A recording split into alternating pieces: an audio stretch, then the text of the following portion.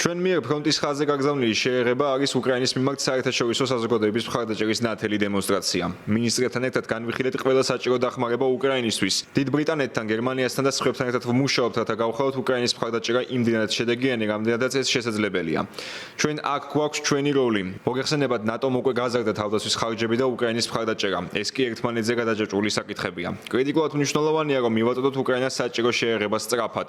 უკრაინის გაძლიერება დღეს და ხვალ უკვე მისი საუკეთესო პოზიციაში ჩაყენება, მოლაპარაკებათა მაგიდაზე ჩვენს საერთო ინტერესებშია. პირდაპირ თუ ირიბათ, ეს ყველას შეგვეხება, ამიტომ გთხოვთ გააკეთეთ ყველაფერი, რაც შეგიძლიათ.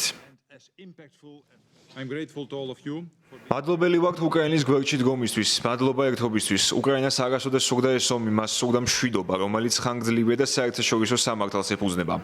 რუსეთს სურს, რომ მეტ გავლენას ბომბებით მოიპოვებს, ამიტომ გვჭირდება შეიარაღება, შორი მოქმედების რაკეტები, რათა გავანადგუროთ ის ეკონომიკურად და შევუტიოთ მის სამხედრო ინფრასტრუქტურას. შეცდომა იქნება თუ დავიჯერებთ, რომ მშვიდობა მოგვიახლოვდა. ომი გრძელდება, მაგრამ ამასთან არსებობს შესაძლებლობა, რომ მოვაახლოვოთ მშვიდობა ერთიანობით და ძალით.